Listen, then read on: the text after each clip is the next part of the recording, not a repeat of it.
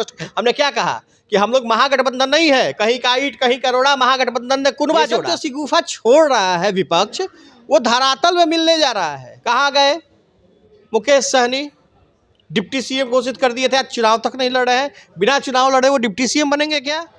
नमस्कार, मैं हूं आफरीन और आप देख रहे हैं प्राइम व्यू। देखिए, हमारे साथ बातचीत करने के लिए मौजूद है इस वक्त बीजेपी के प्रवक्ता सुमित श्रीवास्तव, जिनसे हम कुछ बातचीत करेंगे क्योंकि अभी चुनावी माहौल भी है, उसके साथ साथ ही आपका 3 पर्व अगर कह सकते हैं हम तो एक साथ है, वो हमारे ये है कि एक तो दीपावली का शुभ मौका है, दूसरा लोकतंत्र का त्यौहार भी है और तीसरा आप कहें तो लोक आस्था का पर्व जो बिहार का कहा जाता है वो हमारा छठ महापर्व है। तो इससे ऐसे में ही हम चर्चा करेंगे आज के दिन सुमित श्रीवास्तव जी से। तो सर, आप क्या कहना चाहेंगे अभी जो पर्व के माहौल पे दीपावली के शुभ अवसर पर आप क्या कहना चाहेंगे?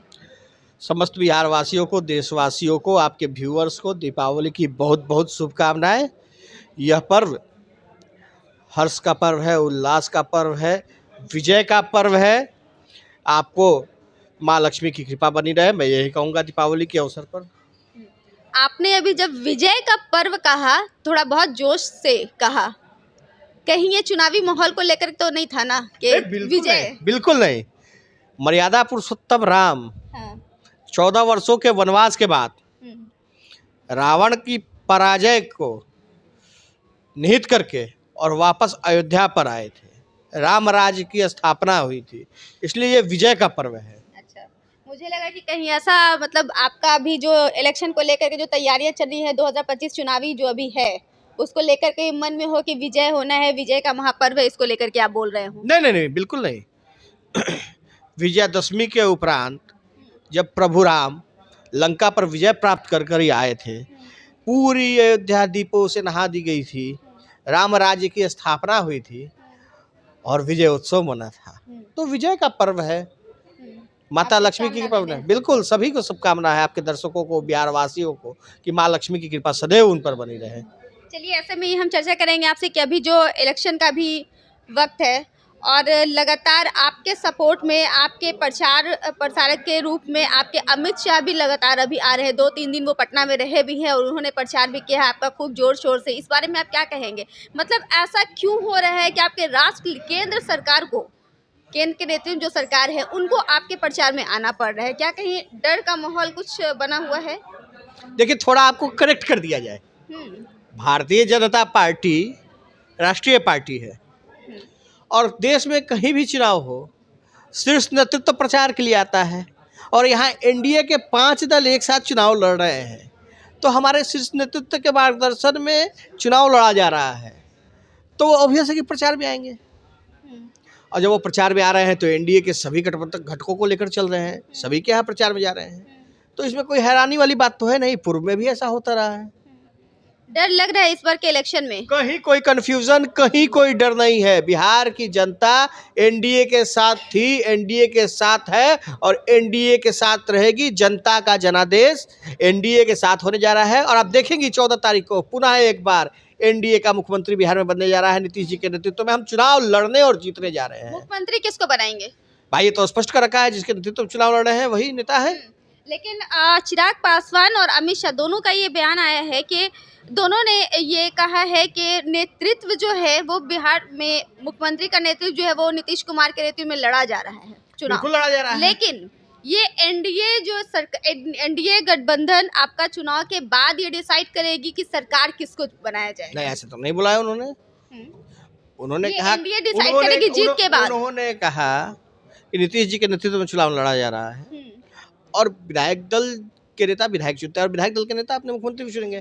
तो जब नेतृत्व जिनके चुनाव लड़ रहे हैं, जो नेता हैं, उन्हीं के साथ हम आगे बढ़ रहे हैं। ये कोई कंफ्यूजन नहीं है। ये सब जो शगुफा छोड़ रहा है विपक्ष, वो धरातल में मिलने जा रहा है। ठीक है ना? विपक्ष के पास कोई नीति नहीं है, कोई एजेंडा नहीं है और सिर्फ फटौल चल रही है। कहाँ गए मुकेश सहनी? डिप्टी सीएम घोषित कर दिए थे, आज चुनाव तक नहीं लड़ रहे हैं। बिना चुनाव लड़े वो डिप्टी सीएम बनेंगे क्या? कांग्रेस और महागठबंधन के बड़े दल राष्ट्रीय जनता दल के बीच में 1 दर्जन सीटों पर फ्रेंडली फाइट हो रही है। माले के साथ फ्रेंडली फाइट हो रही है। झामुमो उनको छोड़कर चला गया, तो ये सिर्फ फुटबॉल तो उनके यहाँ है, कोई मुद्दा नहीं मिल रहा है उनको, तो वो इस तरह के शगुफे को हवा में छोड़ने का प्रयास कर रहे हैं। लेकिन बिहार की जनता सब जानती है ये बिहार की पब्लिक है मैडम, ये सब जानती है। और जो विपक्ष में बैठे रंगे सियार है ना, उनको अच्छी तरह से पहचानती है। इन रंगे सियारों को 2005 के बाद बिहार की सत्ता में नहीं आने दिया इस बिहार की जनता ने। तो बिल्कुल बेफिक्र रहिए, कहीं कोई कंफ्यूजन नहीं, कहीं कोई मलाल नहीं है, सब कुछ ऑल इज वेल है एनडीए में। हम लोग वापस 14 तारीख को सरकार बनाने जा रहे हैं। चलिए एक चीज़ और बताइएगा कि आपका जो गठबंधन है, इसमें अगर जेडीयू के अलावा एनडीए का जो सीट होगा उसका अगर दावेदारी ज़्यादा होता है तो क्या नीतीश कुमार ही मुख्यमंत्री का चेहरा रहेंगे? भैया क्लियर है कि हम उनके नेतृत्व में चुनाव लड़ रहे हैं। बार बार इस तरह की चीज़ों को क्यों लाया जा रहा है? नहीं लाना चाहिए। जब एक बार पार्टी ने स्पष्ट, हमने क्या कहा कि हम लोग महागठबंधन नहीं है, कहीं का ईंट कहीं का रोड़ा, महागठबंधन ने कुनबा जोड़ा, वो स्थिति यहाँ नहीं है। यहाँ सब कुछ स्पष्ट है। सारे नेता एक साथ बैठकर डिसीजन लेते हैं। जो एक बार नेतृत्व ने डिसीजन ले लिया पांचों पार्टियों के, वही होता है और वही अंत तक चलता है। इसमें कोई कंफ्यूजन नहीं है, कोई सवाल कहीं से नहीं आना चाहिए। यानी कि एनडीए ही जीत रही है। एनडीए ही जीत रही है। बेसिक मुद्दा, बेसिक मोटिव जो है वो क्या होगा आपकी जीत को लेकर के? लोग आपको ठीक है वोट करेंगे, अगर आप कहेंगे कि आप बिहार का विकास करेंगे, आप बिहार में स्वास्थ्य ठीक करेंगे, मतलब शिक्षा जो है वो ठीक करेंगे, अगर तो इसके लिए तो आपका विपक्ष का भी यही नारा है कि वो लोगों को वो मतलब बिहार का विकास भी करेंगे, शिक्षा के दर को भी बढ़ाएंगे। उन्होंने एक इतिहास रचा कि उन्होंने इतने कम समय में उतनी नौकरियां दी, तो उस बेस पे वो इस बार भी लड़ रहे हैं कि वो वापस से सत्ता में आने के बाद वो नौकरियां देंगे। तो इस बारे में आपको ऐसा नहीं लग रहा है कि जनता का रुझान जो है वो उस तरफ होगा? 2005 से पहले किसकी सरकार थी बिहार में? कितनी नौकरियां दी गई? 2005 से पहले क्या विकास हुआ बिहार में? 2005 में जब नीतीश कुमार जी बिहार की सत्ता पर आसीन हुए तो आज बिहार के किसी कोने से पटना आने में 3 से 4 घंटा लगता है। ये विकास हमारा एनडीए का विकास है। प्रधानमंत्री जी का जो विकास का काम चल रहा है उसके बदौलत हम सत्ता में आ रहे हैं। नीतीश कुमार जी ने जो विकास किया हम उसके बदौलत इस चुनाव में आ रहे हैं। हमारा मूलभूत एजेंडा विकास है, जो एनडीए की केंद्र की सरकार और बिहार की डबल इंजन की सरकार विकास कर रही है, उसके मुद्दे पर हम चुनाव में जीत कर आ रहे हैं। जो लोग विकास की बात करते हैं वो बताए ना उनके माताजी के राज में और पिताजी के राज में बिहार का क्या विकास हुआ। अरे ऐसी हालत हो गई कि बिहार के हाई कोर्ट ने उसको जंगल राज की उपाधि दी। जंगल राज का विकास उन्होंने किया, अपहरण उद्योग को लगाने का विकास उन्होंने किया, उन्होंने अन्य तरह के अपराधों को बढ़ाने का संरक्षण, सत्ता से बैठे अपराधियों को संरक्षण देने का काम किया।